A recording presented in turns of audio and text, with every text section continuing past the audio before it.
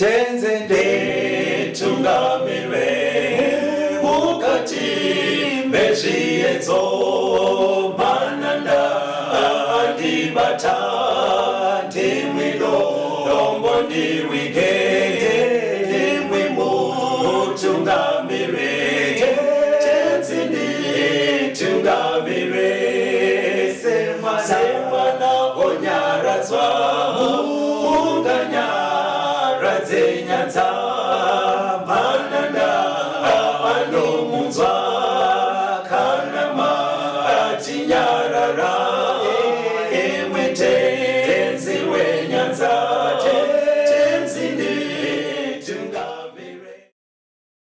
Kwazuva yevateereri, tinomuchingamidzai kuchirongwa The Second Coming of Christ chamunopiwa naPastor Gift Rhodzi vekuNorth Zimbabwe Conference of the Seventh-day Adventist Church pamwe chete naPastor Caston Betera vekuEast Zimbabwe Conference of the Seventh-day Adventist Church.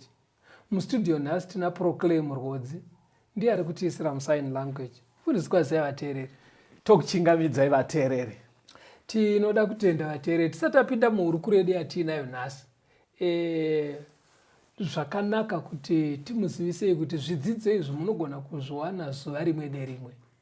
Kune nzira dzakadai dzatinogona kuzviwana nadzo. Vanokwanisa kuenda paYouTube, mukaenda paYouTube mukati Second Coming of Christ kana kuti Pastor Gift Rhodzi and Pastor Betera, munowana zvidzidzo nezvimwe zvataita zvakawanda. Taane zvidzidzo zvinotodarika over 100 zviripo paYouTube zvamunogona kuwana. Imwe nzira zvakare yamunogona kuzviwana nayo kuburikidza nemaWhatsApp. Saka munogona kuumba magrupu enyu emaWhatsApp pamunopota muchitumirwa zvidzidzo izvozvi zuva rimwe nerimwe. Kubva kwatakatangira mukaumba grupu renyu mukati tisida kubva pane zvekutanga, munozviwana zviri ipapo. Zvinobatsira futi vateereri, pane mimwe mibvunzo yamunoisa kwatiriya inoita kunge vafundisi vari kunonoka kupindura. Dzimwe nguva unenge uri mubvunzo wakatombobvunzwa kakawanda, vafundisi vakapa zvidzidzo 2 kana 3 kupindura mubvunzo iwoyo. But nengarei kuti pamwe uchangojoina chirongwa unogona kufunga kuti nyaya iyi iri kunzvengwa. Saka kujoina maWhatsApp groups kunobatsira kuti dzimwe nguva kunyangwe pano pamhepo tikasapindura mubvunzo wako, chidzidzo chacho unochiwana mugrupu chakatoitwa kare chinopindura mubvunzo wako. Ngatipindei muchidzidzo mufundisi. Right, musoro wenyaya watinawo nhasi unotiwo kunzwa nekuita. Yes, Pastor. Kunzwa nekuita. Right. Hearing and doing. Right. Nyaya yacho yakareruka yanhasi mufundisi. Yakareruka. Tinenge tichinyanyotenderera pana Mateo 7. Okay. Torai bhaibheri renyu. Kwamuri ikoko vateereri, pane pamwe pamunototi nyorero muchikumbira mavhesi anenge ashandiswa. Saka tichiedza kukutumirai, but zvimwe zvinobatsirawo kwamuri ikoko kuti mavhesi abva apinda mupfungwa.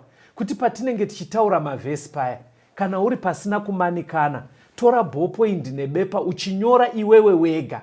Ekuzotumirwa aya haabatike nyore pane ekuti unyore iwewe wega. Saka sevamwe makutozwa panoitika program inoi, gara watione bhaibheri rako nenotebook yako. Patinotaura vhesi woita rekunyora wega. Matthew 7, Pastor, right. Verse 24 to 27. Mateo 7, verse ya 24. Naizvozvo mumwe nomumwe unonzwa mashoko angu aya akaaita ungafananidzwa nomurume wakachenjera akavaka imba yake paruware. Mvura ikanaya, mvura zhinji ikauya, mitutu ikavhuvhuta, ikarova imba iyo, ikasawa, nokuti yakanga yakatewa paruware. Mumwe nomumwe unonzwa mashoko angu awa akasaaita ungafananidzwa nomurume benzi wakavaka imba yake pajecha. Mvura ikanaya, mvura zhinji ikauya, mitutu ikavhuvhuta, ikarova imba iyo, ikawa, kuwa kwayo kukava kukuru. Pataurwa nyaya yevarume vairi. Right. Iparebo hayo iri kutaurwa asi nechidzidzo chinoda kunzi chisunde isusu. Pataurwa murume akachenjera. Right. Nemurume benzi. Okay.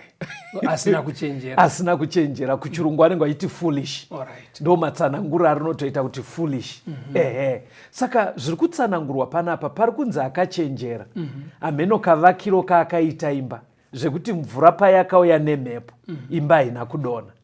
ari kunzi ari ndiye chiuyu ari wise kawa ndiye ari wise ndiye ari wise akavaka parwariwa ndiye ari wise ari foolish kana kuti hanzi benzi ndiye akavaka panzi pajecha panzi mvura payakauya nemhepo zvakarova imba hanzi yakadonha hanzi ende kudonha kwacho kwaive kukuru ndofunga kudonha kuya kwekuti inobva yakrasha zvine mutsindo zvekunyatsoona kuti chinhu chese chadonha saka papfungwa iyoyo ndo patinoda kuona kuti chasiyanisa vanhu ava mambochinzwa here pastor vari vairi pavavakira ndo zvazoitika but jesu ari kuti avo vari kuvaka avo vari kufananidzwa nevanhu vari kunzwa shoko ramwari. Saka changoitika ndechekuti mumwe hanzi anonzwa oita abva afananzwa naakachenjera mumwe ari kunzwa asi haaite ari kufananidzwa nemurume benzi. Ameno ini ndozeza kutaura pastor taurai nemavara akanaka kuti kuvateereri kwedu kusazoite vari kufananidzwa nemurume benzi. Taurai nemavara akanaka patinenge tichikurukura saizvozvi kana kuti vanhu muchiverenga shoko ramwari pane zvinototaurwa naMwari zvaanoisa pachena zvinofanira kuitwa nevatendi. Saka zvine uchenjeri kuti kana wanzwa ubva waita sezvarayirwa naMwari. Thank you pastor. Inzwai futi pamwe panotaurwa zvemunhu akachenjera naanonzi benzi muna Mateo imomo 25 vhesi ya2. Matthew 25 vhesi ya2. Mateo 25 vhesi 2. Vashanu vavo akanga ari mapenzi, vashanu vakanga vakachenjera. Panotaurwa nyaya iyi vanozodzidza parebo yevasikana vane 10 muchiona kuti inyaya iri kutenderera pavatendi. Iyi nyaya yatiri kudzidza nhasi pasaka hainei nevachiri kuramba vachienda kumidzimu nemashai. Yakutaurwa pakati pevatendi vari kutombonzwa shoko. Vatombo ndikati vachiri kuenda kumidzimu ndakanganisa because vari kwari kuenda asi vari kuteerera shoko. Panoda kugadziriswa ipapo vateereri. Pfungwa iripo ndeyekuti nyaya ikai iri kubata vari kutombonzwa vatomboda kuti pari kutaurwa zvevhangeri oteerera. Saka pari kunzi pane vakadaro still pari kuwanikwa vakachenjera nemapenzi. Pane maboka mairi iwaya ari kuwanikwa zvichireva kuti kungofarira zvechechi hakusi kubva kwatora kuti zvanaka because pari kuramba pachibuda mapoka 2 kune vatombofarira zvechechi. Saka ngationei boka rekutanga riri kunzi vakachenjera kuti chii chiri kuita characterize the wise. Chinowanikwa pane vakachenjera. Ngoerengai Matthew 7 vhesi 24 chete. Mateo 7 vhesi 24 kuitira kuti vateereri veduka vapinde muboka revachenjeri. Vhesi 24. Yes. Naizvozvo mumwe nomumwe unonzwa mashoko angu ava akaaita ungafananidzwa nomurume wakachenjera. Zvatokwana pastor. Mapanzwa here chii chiri kukarektaraiza munhu akachenjera? Kunzwa oita zvataurwa naMwari. Very good. Saka vateereri dai kuri kuti ndezvimwe zviya zvinenge zvichiitwa kunge zvekukambena pastor kuti udedze vanhu kurutivi kwako dai kuri kuti ndoda kudedzera vanhu kuti wedu wejoinaiwo divi revakachenjera zvandingadai tiri kutoita tiri muno mustudio ka kutoti vateereri inzwai muite zviri kureva shoko raMwari. Wazvonaka ndokujoina vakachenjera kunzwa woita zvinodiwa obva waita zvinodiwa. Semunyaya pana Luke pane kamwe kavara futi kanowedzerwa kuboka revakachenjera pana Luke 6 vhesi 47. Sofa handitabata kuti kunzwaka nekuita. Luke 6 vhesi 47 ine kamwe futi kainowedzera. Verengai Luke 6 vhesi 47. Yes. Mumwe nomumwe unouya kwandiri akanzwa mashoko angu akaaita ndichakuratidzai waakafanana naye. Mazuzwe pawedzerwa unzi kudiwa anouya kuna Jesu. Very good. Kune vanhu vakawanda pastor vanonzwa voita asi Jesu havamude. Anenge wakaita ziyo murikuona zvizivifanika. Saka maona Luke awedzera kuti panoda kuti uzouya kunani? Kuna Jesu. Makamboti pachimwe chidzidzo chiya chekuti bhaibheri rakaoma here kunzwisa. Chidzidzo ichocho vateereri chaisa pachena kuti nyaya dzese dziri mubhaibheri dzinodzoka pana Jesu muponesi wedu. Saka bhaibheri riri kuedza kuburitsa kuti ukanzwa woita asi usiri kuuya kuna Jesu wacho hapana uchenjeri. Zvakafanana nekuti kudi pasi kunzwa woita asi usiri kuuya kuna Jesu. Makambopa example yemunhu anogona metsi kuti munhu anonzwisisa metsi asi haadi kuenda kuchikoro, zvekuti chero bepa ranyorwa kuchikoro anotorigona ari kumombe, anototi unzaitoni ndodzamaita nhasi, odziweka kudai ari kumombe kudai achidzigona. Hazvibhadhara, hazviuyi pacertificate, hazviwani sebasa. Asi kusikoregesta haadi. Saka chiri kudiwa vateereri, ngatifarirei Jesu. Unoziva kuti kune vanhu pasi zvegumi anoteedzera zvinotaura shoko achiita, mukunzwa here, zvekutsanya achiita. Pamunongoti paJesu bedzi haipapo anobva ati no, anobva atoramba. Saka unobva ushe kuti saka ari kutsanyirei zvinowanikwa muvanhu pasta. Toda kuti tifambe pakuti kunzwa nekuita. Bhaibheri rinoreve, endai kuna James chapter 1 verse 22 to 24. James 1. Yes. Verse 22 to 24. Asi ivai vaiti veshoko, musava vanzwi voga muchizvinyengera. Nokuti kana munhu ari munzwi weshoko asati ari muiti waro, akafanana nemunhu unoona chiso chake chaakaberekwa nacho muchionioni. Nokuti unozviona, ndokuenda, ndokukanganwa pakarepo kuti wakadini iye.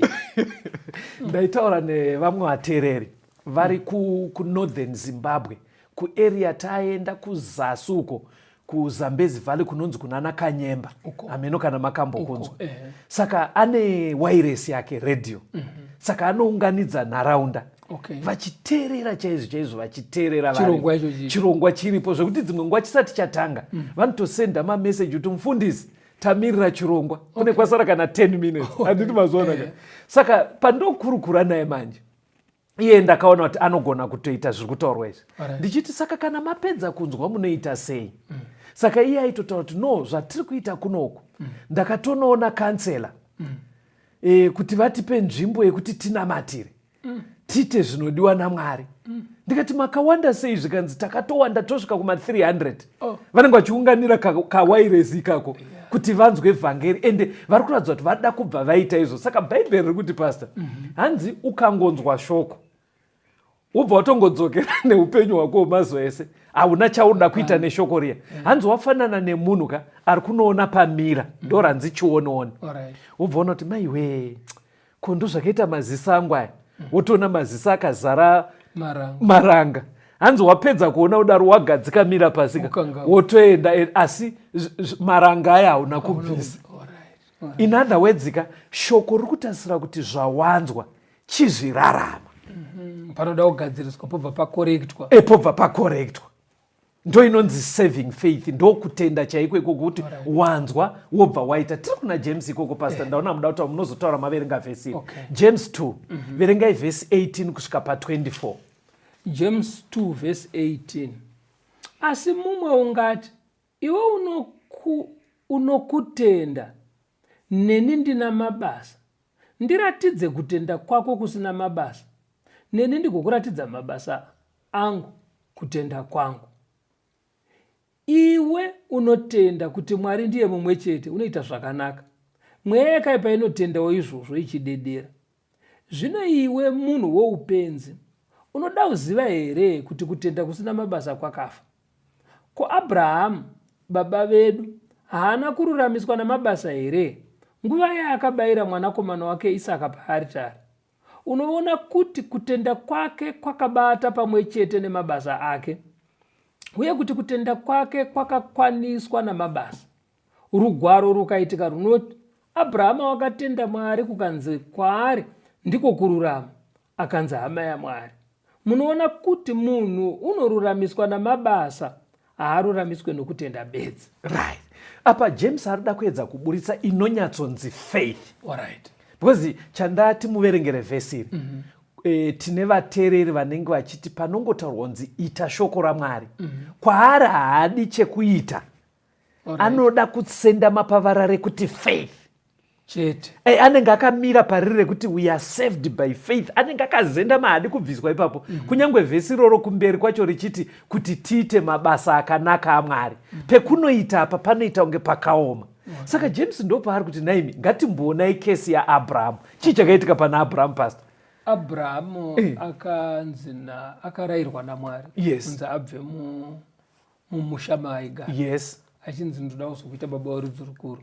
Akabva atosimuka akaenda kuzvishuwa. Akabva ateerera. Akazonzi pane imwe nguva ndoda kuti ubayire Isaac.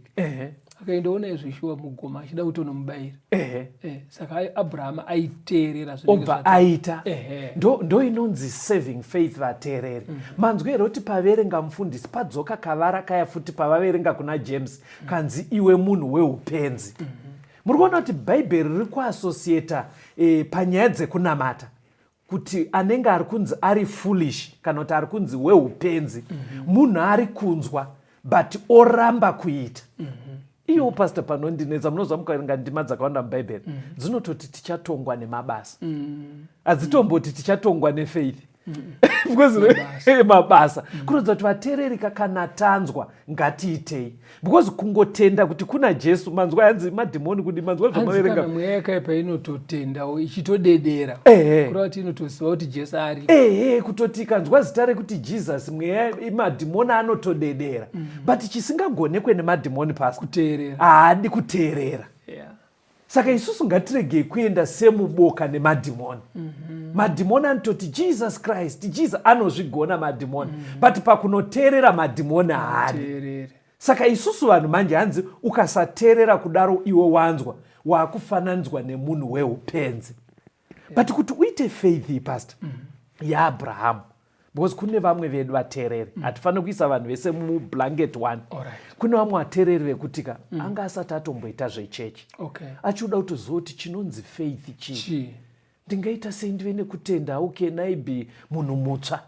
Faith inouya sei? Verengai pana Romans 10 vhesi ya 17. Varoma 10:17. Yes. Naizvozvo kutenda kunouya nokunzwa, nokunzwa kunouya neshoko raKristu. Saka pari kuti yapo kuti utende unofanira kunzwa shoko raJesu. Right. Kureva kuti zviwanise mukana wekunzwawo bhaibheri richidzidziswa. Thank you. Manzwa kavateereri kune munhu ari kuti ndodo kuva nefaith. Patiri kutopa zvidzidzo kudai, gara wakatozvimisira kuti ndoda kunzwa zvakawanda zvebhaibheri. Romans 2:13 timbonzwa kambo pastor. Varoma 2:13. Yes. Nokuti vanzwi vomurayiro havazirivo vakarurama pamberi paMwari, asi vaiti vomurayiro ndo vanoruramiswa. Hatiitei murayiro waMwari tisangounzwe chete, ngatiraramei zvinodiwa naMwari.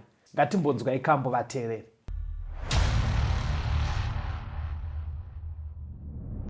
Soko rakanaka kunesu wafambi apo tinoenda pasipo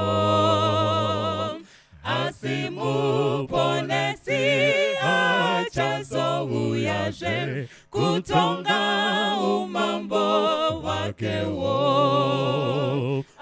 arikuuya nekukasika Jesu she arikudzoka nevafambi vake vachazotora apo Jesu ouya. Makuwa ekare apo vanorara vafambi vakafa na Kristu vachazaruraje vanhu vanomuka vachapona pamwe na Jesu arikuuya nekukasika Jesu she arikudzoka nevafambi vake vachazotorwa apo Jesu ouya. Tichasangana kumusha wekudenga, tichaimba nekuponeswa. Vaponesiwo vachapa pasi rese, vanamate mambo wedenga. Ariku uya nekukasika, Jesu she arikudzoka. Nevafambi vake vachazotorwa apo Jesu ouya. Haleluya, amenishe haleluya, ngekudawira tichashika. Namatasimbira kufaradakara, topeka mbiriye kudenga. Ariku uya nekukasika, Jesu she arikudzoka. Nevafambi vake vachazotorwa apo Jesu ouya.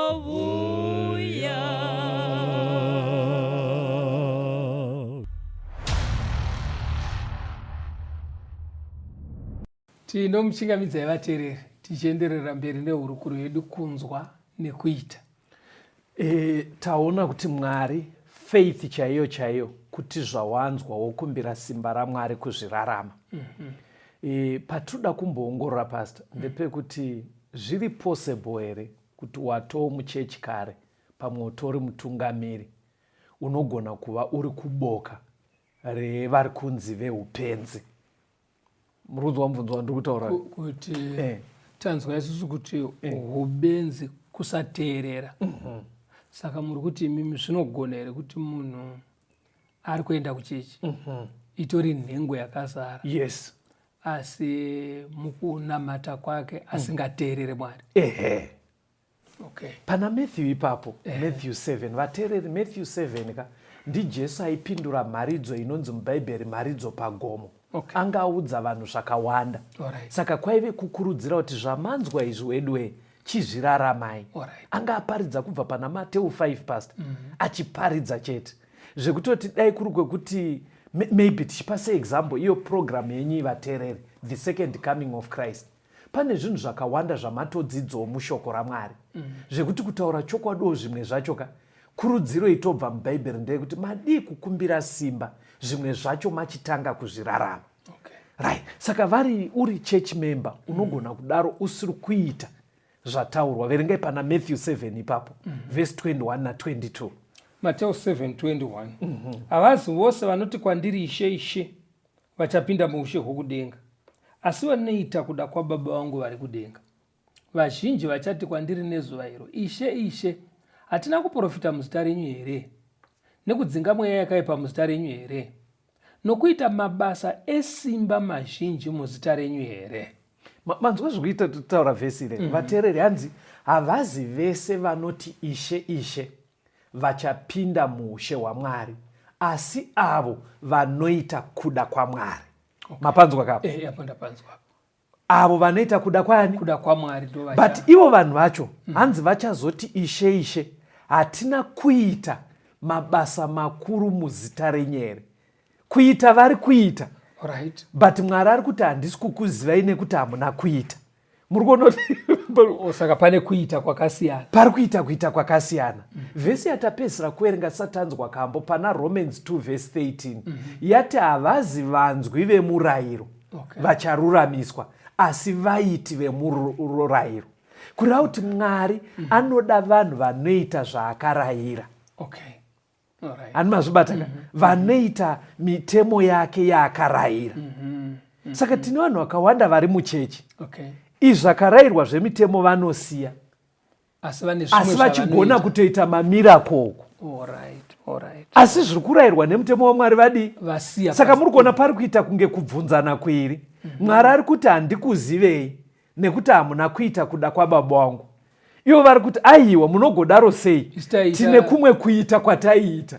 Takaita minana muzita renyu. Hani mazona manje. Saka pfungwa iri kunobuda apa pastor ndeyekuti panogona kutoita kakurivara pakati pevanonamata. Ameno isaine mamwe mashoko enyu kana manzwa pfungwa iri kubuda apa. Kuti Mwari ari kuti hamuna kuita kuda kwababa, asi ivo vari kuti pane zvimwe zvatakaita. Asi votoshayira denga. Ameno kuti mungatsopatsenangurai futi mbichana pastor. Kureva kuti zvinokwanisika kuwana zvimwe zvinhu zvaunoita zvino zvakajairika kuonekwa zvichiitwa nevanonamata. Yes. Asi uchisirira zvimwe zvinonzi naMwari unofanira kuzviita pakunamata kwako. Saka ipapo panonoita dambudziko. Denga riri kutozoshayikwa because hauna kuita zvadii zvarayirwa. Saka Mwari anopindura kuti kudii ipapo verse 23 yacho. Mateo 7. Iye audzwa kunzi tine zvimwe zvataita. Mateo 7:23. Zvino ndichavaudza pachena, handina kutongokuzivai, ibvai kwandiri imi vaiti vokusarurama. Hanzi vachanzi ibvai kwandiri imi vaiti vekusarurama. Pastor, inini ndinomboshandisa bhaibheri rechirungu. Handaufanana nemi munongoramba muine reshona. Pari kunzi away from me. Chirungu chinechi chiti you that work iniquity, kana kuti you that are lawlessness. Kuti vasingachengete mitemo kana kuti vanoita zvakashata. Tarisai mabhaibheri enyu vateerere muchaona kuti pane pachinzi you that work iniquity, kana kuti you that are unrighteous, kana kuti you that are lawlessness. Kuratidza kuti nyaya yavashayisa denga vanhu ivavo ingari yekuti havadi kuita mutemo waMwari. Zvimwe vanoita asi mutemo waMwari havadi. Saka ndo pari kunonetsa nyaya. Ngatichimboonai boka revari kunzi veupenzi. Verengai Matthew 25 verse 11 to 12. Mateo 25 verse 11 to 12. Pashure vamwe vasikana vakasvika vakati, Ishe, tizarurirei. Akapindura akati, zvirokwazvo ndinoti kwamuri, handikuzivi imi. Varara ndinoda kuti mumboona pastor inini ameno vabati teererai, mukapabata ndozva kuti vateereri vabata. Vekutanga vati Ishe, hatina kuita mabasa makuru esimba here. Ndo vari ava futi avatamboverenga kuvasikana vane gumi vanzi veupenzi vari kuuya futi vachiti Ishe. Ndiri kungoda pari kunzi Lord kuti Ishe. Muri kuona kuti vari kutotaura varara vajaira kuratidza kuti upenyu hwese ndo raive vara pamuromo pavo. Vanhu vari kurehwa pastor vanhu vekuchechi. Because asiri wekuchechi haambozive kunyatsoti Ishe irrespective kuratidza kuti vanoziva. But ivavo vari kunzi vachanzi handikuzivei. Vateereri, zviri kubuda muchidzidzo ichi ngatiteererei zvakarayirwa. Tinogona kuita upenyu hwese tichiti we worship you Lord, tichitaura zita raMwari riri iro rinotozikanwa pamuromo pedu, totozonzi handikuzivei. Mwari ngaatipe shungu dzekuita zvakarayirwa. Luke 8 verse 19 to 21. Luke 8 verse 19. Yes. Zvino mai vake navanun'una vake vakauya kwaari, vakasagona kusvika kwaari nemhaka yevanhu vazhinji. Akavudzwa zvichinzi, mai venyu navanun'una venyu vamire kunze vanoda kukuonai. Akapindura akati kwavari, mai vangu navanun'una vangu ndivo vanonzwa shoko raMwari vachiriita. Mapaona kavo Jesu ari kuti hama dzangu pastor, vanhu vaya vanonzwa shoko raMwari vachiriita. Haasi kuti vanhu vanongonditi Ishe. Ari kuburitsa kuti veukama vaanoziva vake vanonzwa shoko vobva vadi voriita. Amenoti zviri kujekera pastor kuti kunzwa nekuita. Aiwa, zviri kujeka kuti ukanzwa kuti Mwari vanoti ita chekuti nechekuti, unofanira kubva ipapo unoita ichocho chacho chawaunzwa. Saka ipapo pastor ndo pamwe pandomboitawo dambudziko nemi wafundisi. hani mukuona zvekutaura bhaibheri pachena kudai. Imimi kazhinji kacho handisi kuacusa, but maybe ndinisingaone zvakanaka. Hamuburitse sezviri kubuda mubhaibheri. Munenge munongoti vanhu bedzi iva nefaith uya kuna Mwari. Yeti sitaona kuti unoya kuna Mwari kana wanzwa woita. Pekuita apa mune munopasiya vafundisi. Chii pastor, taurai zveshuwa vanhu vese vakatokuteererai, because hamuudze vanhu kuti chiita zvakati. Hamuudze vanhu kuti chimira upombwe. Mukuona zviri kuitika? Hamuudze vanhu kuti chipfeka zvakanaka sezvinotaurwa neshoko raMwari. Munongoita kunge muri kukumba zvakadaro. Of course vhangeri rinokumba munhu wese, but rotarisira kuti achiita kana agamuchira. Chii pastor, taurai makamirira vamwe venyu. Kana zvisiri kunatsojeka mukudzidzisa nekuparidza kwedu, kune kuri kutokundikanawo nawapati.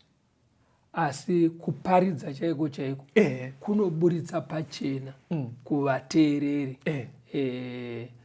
kana kuvatendi, kuti kana watenda Mwari anotarisira kuti urarame sezvizvi nezvizvi. Ikoko manje hamuende wani. Ndosaka ndati munhu waMwari kashoma izvezvi munoziva kuti chipasa. Handidi kuti mumachechi mutichwe pfungwa dzevanhu kana dzedu tiri mustudio, asi dzebhaibheri. Asi munoziva kuti mubhaibheri mune zvidzidzo zvinotoudza vanhu kuti vanofana kupfeka sei. Mune zvidzidzo zvinotoudza vanhu kuti vanofana kudya sei kana vauya kuna Mwari. But kashoma kusvika pakereke kwenyimi mafundisi, pekuti unotonzwa kunzi chidzidzo chavari kuita muchechi umo masikati vari kudzidza about dressing. Izvozvo zvikange zvadaro, ngatitonamatirai kuti Mwari atibetsere savafundisi, nekuti tiri kunosiyira nyaya yacho panzira. Tofanira kuti tindosvika pekupedzisira pekuti munhu anyatsoona zviri kudiwa naMwari ndezvizvi, obva ipapo aine shungu onoshingaira kuita zviri kudiwa naMwari. Musandinyarenyu mustudio. Aiwa, kana kuri kuti pamwe ndiri kuona zvisiri zvoka, budai pachena vateerera vachinzwa kuti aiwa pabetero warasika. Because kazhinjika ndinongokunzwai muchingotaura bedzi kuti nhasi izuva rako. Nhasi izuva rako, kana painaita haurorwe ucharorwa. Wotarisa munhu wacho wamuri kuti kana painaita haurorwe ucharorwa ka. Of course Mwari anomugamuchira, but unotoona kuti munhu ikoyo hanzvadzi yangu ida kutombotichwa kapfekero kakanaka, aite zvinodiwa nani naMwari. But hameno pamwe iobservation yangu hameno kwamuri vateereri, ngatifambe hedu nechidzidzo pasi. Ndoda kuti muverenge Matthew 7 verse 15. Matthew 7 verse 15. Chenjerai vaprofita venhema, vanouya kwamuri vaine nguo dzamakwai, asi mukati ari mapere anoparadza. Ndima iyo ndangoita kuti vateereri nemi wacho munzwewo kuti zvaako mukati mevatendi muchechi. Kuti vamwe mune mutofunga kuti tiri tese, but hanzi mapere. Asi vanotodisguisewo kuita semaKristu. Saka chinonokuratidza kuti uyu haazi mumwe wedu, havadi kuzoita zvinoreva shoko. Unobva waziva kuti apa paita chii? Paita bere. maKristu ari genuine hanzi vanonzwa voita. Saka kuti ugokurumidze waziva kuti panapa ndofunga paroda kuita zvisinaonaka, hanzi vamwe vatori pakati pevatendi vanongonzwa asi havazoite zvinoreva shoko raMwari. Saka pfungwa yatauda kuita pasi, ngatidzokei kumuenzaniso wayo wanzi vakachenjera vari kufananzwa nemunhu ari kuvaka imba. Saka kana iri parable kureva kuti ine zvazviri kunoreva kuti iwewe nhasi semuKristu imba ipi yaungadaro uri kuvaka. Saka toda kuti mboona mubhaibheri dzinonzi imba nebhaibheri kuti ndedzipi, kuitira kuti vateereri mubva mazuva kuti ndiri kukurudzirwa naMwari kuti ndiitei. Imba yekutanga inotaurwa muri pana Timoti iri pastor. Endai pana Timoti wekutanga 3 vhesi ya 15. 1 Timoti 3 verse 15. Zvino kana ndikanonoka, ndinoda kuti uzive kuti vanhu vanofanira kufamba sei mumba maMwari, iyo kereke yaMwari mupenyu, mbiru nechitsigiro chezvokwadi. Saka panapa hanzi church, imba yaMwari. Saka in other words semi mufundisi, pandima yatiri kuerenga kuna Mateo yekunzwa nekuita, iri kunzi kana muri mufundisi akachenjera, munofana kunzwa shoko raMwari moriita, kuitira kuti kereke yamuri kuvaka isazodone mapabata because yanzi imba inogona kumirira kereke kureva kuti chechi, dzidziso yechechi inofana kuva pane zvataurwa naMwari zvonzikwa, then chechi yobva yapractiza zvataurwa naMwari. Pakajeka ka hatione imwe muenzaniso unoreva imba. Mapisarema 127 verse 1. Mapisarema 127 verse 1 verse ya 1. Kana Jehovha asingavaki imba, vavaki vayo vanobata pasina. Kana Jehovha asingachengeti guta, murindi unorindira pasina. Saka chimwe chiri kufananidzwa neimba panapa vateereri, itori family yekwenyu, kana kutoti village rekwenyu, kana kutoti township yekwenyu, kana kutoti kukomboni kwamuri. Panzi kuti murarame zvakanaka kwamuri ikoko, kutaundi kwenyu, kuvillage kwenyu, kana kuti family yenyu sana Samaita, kana kuti sana Dhewa. Hanzi chimwe chinodiwa kunzwa mobva maita shoko raMwari. Hanzi mukasadaro muri kuvaka pasina, dzinza iroro kuvaka pasina. Kuedza kuti kudipa kuti kana muri ichikura, ichiumbwa mugere mumba, dzidzisanai shoko raMwari. Exactly. Nekukurudzirana kuita zvinodiwa naMwari. Exactly. Ndo zvinoita kuti mhuri yenyu ive mhuri ine mutsigo, isazongoparara. Inova dzinza rinoenda mberi, inosara yakanyatsosi. But muchaona manje kana takuya kumadzinza okumai, ipapo pane dambudziko. Dzinza rese pane pandakatodzwa kuti hazero kuti ndo zvinoita ananhingi kuti vese vanoita vakadzi vakawanda. Mutupo waitotaurwa woita unge zvinonzi unovakira pakurwisana naMwari, paupombwe. Saka kwenyu uko edu esemusha, semadzikoma nevanin'ina nehanzvadzi dzenyu, ngativakei dzinza riri kutora dzidziso yeBhaibheri tobva tazvirarama. Chii chimwe futi chinokonzidwa seimba pastor pana Mateo 12 verse 43 na 44. Mateo chapter 12 verse 43 na 44.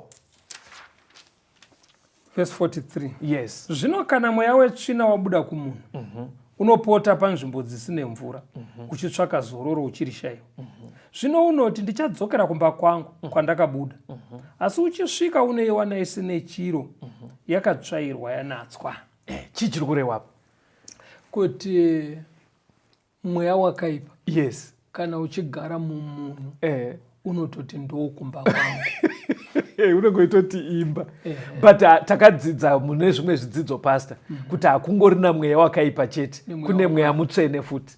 Iwoyo futi mweya mutsvene unototi munhu ndochi kumba kwangu. Kureva kuti vateereri, at an individual level, gadzira upenyu hwako hwakasendama pashoko raMwari. Because taona kuti imba inogona kureva iwewe uri one, inogona kureva dzinza renyu, inogona kureva chechi. Kureva kuti kubvira kumunhu pastor, dzinza, family, chechi, tinofana kuita kuti zvinge zviine dzidziso iri kubva mushoko raMwari tobva tararama nyaya iyoyo. Ndoda kuti muverenge mavhesi aya nekumhanya pastor. Tichingoona kuti akachenjera akavaka padombo. Dombo chii pastor? Ingwaverengai, ndofunga anobva atsanangura ega 2 Samuel 22 verse 2 na 3a. Mobva mazoenda 1 Corinthians 10 verse 4. Samuel wechipiri 22 verse 2. Akati Jehovha idombo rangu, nenhare yangu, nomurwiri wangu, iye ndo wangu, Mwari idombo rangu. 1 Corinthians 10 verse 4. Verse ya 4. Yes. Vose vakanwa zvokunwa zviwe zvobweya, nokuti vakanwa padombo romweya rakavatevera. Dombo iroro rakanga riri Kristu. Ngativakirei pana Jesu vanhu vaMwari, ndiro dombo. In other words, Jesu ari kuti inzwai zvinotaura shoko raMwari, mozviita muine kutenda pana Jesu. Uri one, muri sefamily, sechurch, munenge muri kuita zvinodiwa naMwari. Ngatimbonzwa kambo pastor. Sure.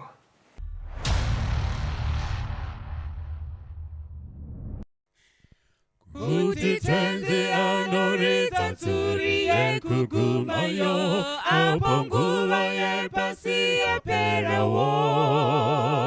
Kuti vakanaka vese vanounganidzwapo, mazita anodaidzwa ndiripo.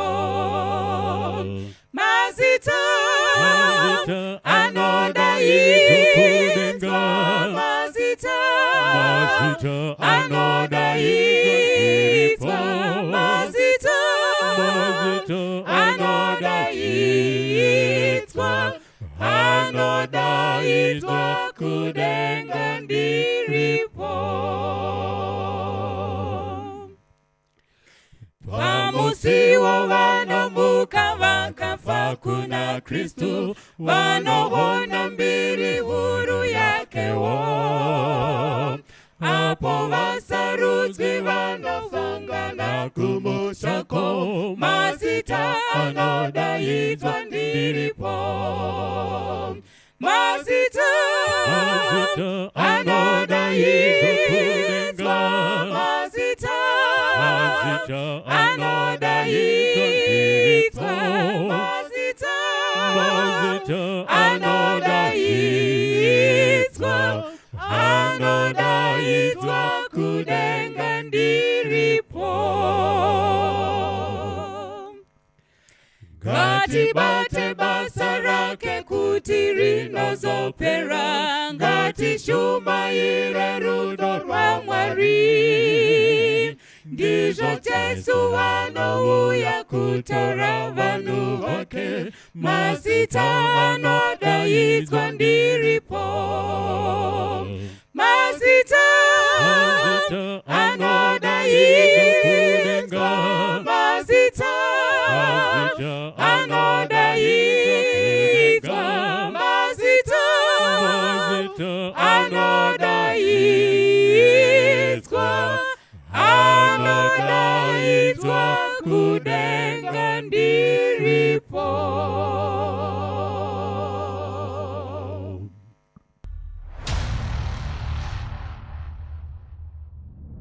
Tinomuchingamidza vateereri tichienderera mberi nehurukuro yedu kunzwa nekuita. Muvaka akachenjera pastor, hanzi anovaka imba yake padombo, Right. panoya mvura nemhepo haidone. Toda kuona kukosha kwazvakaita kuvaka imba yako pafoundation. Apa maakunzwisa kuti imba chika pastor. Taurai tinzwe zvatapedzisira kutaura. Anzwa kuti imba inogona kuva kereke, Right. imba inogona kuva mhuri kana kuti dzinza, Ehe. imba inogona kuva iwewe, Right. uchigarwa aidha nemweya waMwari kana kuti nemweya yakaipa. Yes. Saka zvakakosherei kuti iwewe kana kuti dzinza kana kuti chechi itewe pafoundation yakanaka.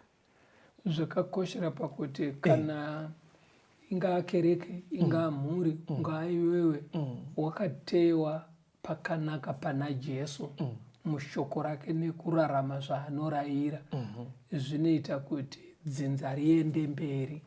Nekuti zvichiona aripo mamwe madzinza kana imwe misha akamufundisa, yaunobva waona kuti musha uyu wakavharwa, kutovhara chaiko, Kuvhara mukuru kuti kutovhara madhoo, kusara pasina kana munhu wane.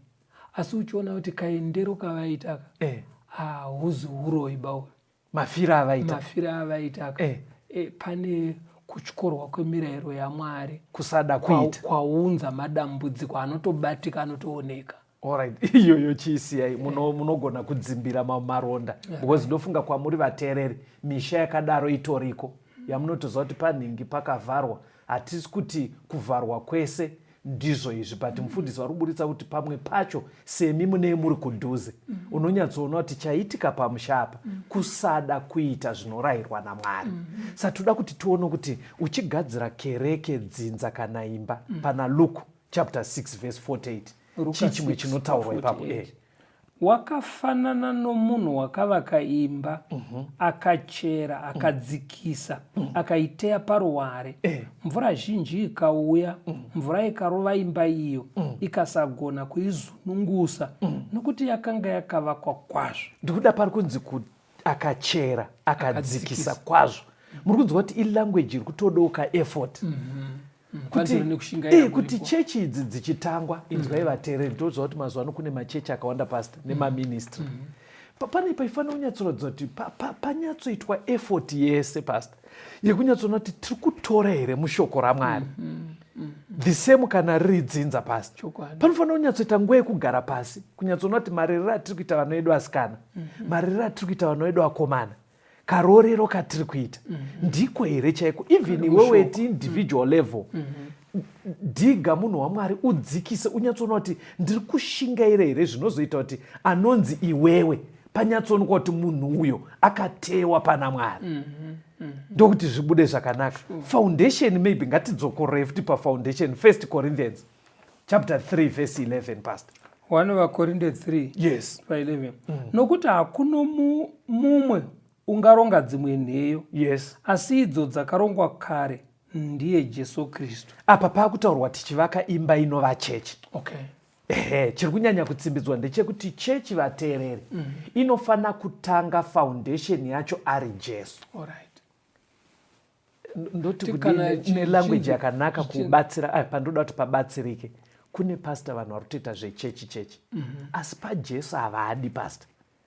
Saka zvoreva kuti kana pasina Jesu haisi chechi.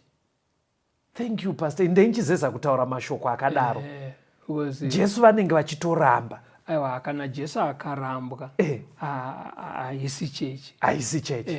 Ngatiendei pamberi. Hazvina ruponeso nemamwe manzi. Hazvina ruponeso. Thank you, pastor. Chimirenyu makadaro. Toda kuti tione kuti pamwe pacho panoitika padomba apa, Bhaibheri raisa pachena ndiJesu.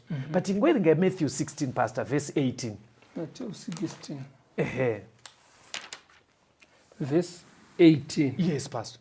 Neni ndinoti kwauri, ndiwe Petro, pamusoro peruware urwu ndichavaka kereke yangu, masuo eHadesi haangaikundi. Chibva mangotsanangura zvairehwa, pane pfungwa yandoda kuzosvitsa kuvateerera. Panapa takambozvita mune chimwe chidzidzo chatakaita kare, kuti rwainzi ruware, kunyangwe Pita zvaireva dombo, asi zvakabuda pachena kuti Pita kadombo kadiki. Ruware ndiJesu. Zvekuti dai kwanga kuri kuti tiri kutovaona vachitaura, Jesu aigona kutonongedzera kuti ndiwe Pita kadombo kadiki, achimunongedzera.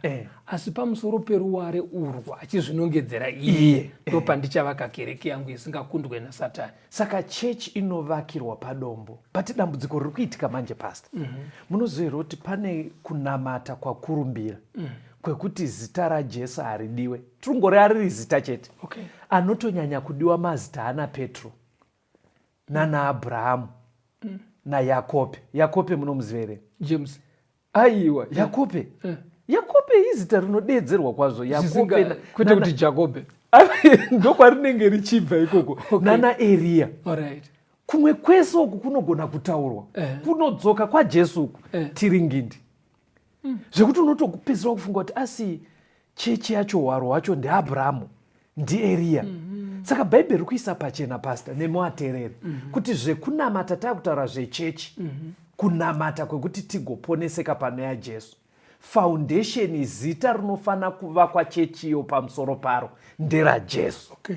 VaEfeso 2 verse 20. VaEfeso 2. Unovaka sei? Ingave karekta yako, dzinza renyu kana chechi. Efeso 2 verse 20. Yes. Makavakwa pamusoro penheyo dzavaapostora navaprofita. Yes. Kristu Jesu amene ari ibwe rapakona. Saka mavakirwa anoita unhu hwako, dzinza rekwenyu, nechechi. Hanzi foundation ndiKristu. Okay. But munovakwa pamapillars of prophets and apostles. Kuti, pastor? Okay. Kureva kuti pane zvakadzidziswa nevaprofita. Old Testament. Nevaapostoli. Yes. Munew Testament. Mukazvizanganisa dzidziso idzodzo nekurayira ikoko, ndo kunofanira kuumba mhuri, ndo kunofanira kuumba kereke, nekuumba upenyu hwemunhu. Magona, pastor, ndachitya kuti muchaanza zvisirizvo. Vateereri, chechi inoumbwa nedzidziso yekuOld Testament nedzidziso yekuNew Testament. Ndo maumbirwo anoita chechi wayaya. Haadi kuti tizoti Old Testament waamunya, hauchashande. Saka Jesu ari kutoti chechi inovakwa pana Kristu, asi iri pamapillars emaprophets and apostles. Pakajeka kapa, pastor. Toda kuti tiende pamberi. Handei pamberi pacho, pastor, tinzwe pana Matthew 7 verse 25 ne27. Timboona kuti chinodonedza imba ikasavakwa sekutsanangura kweBhaibheri uku chii? Matthew 7 verse 25 ne27. Verse ya 25. Mvura ikanaya,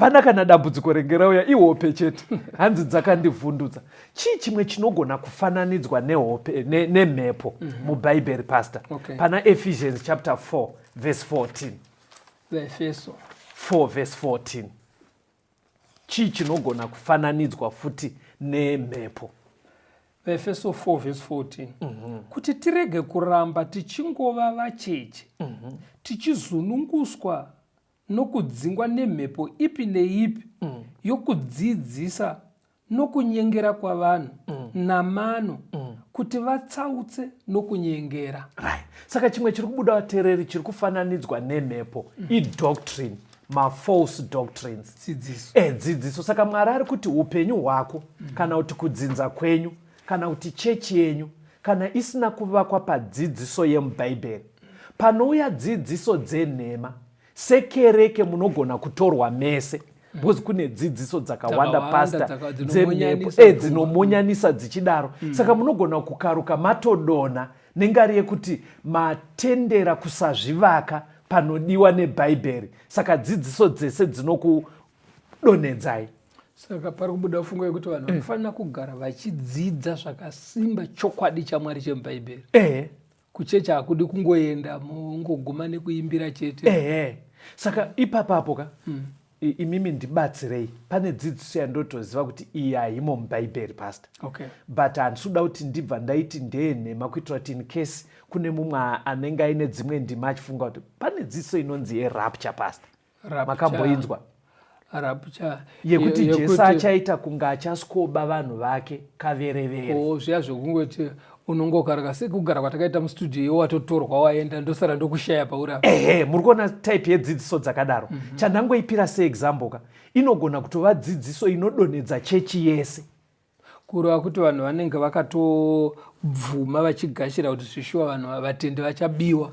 Vachabiwa. Izvo zvisingatsigirwe nebhaibheri. Izvo saka ndopari kunzi sechechi yese ka inenge yatewa pasi ripo.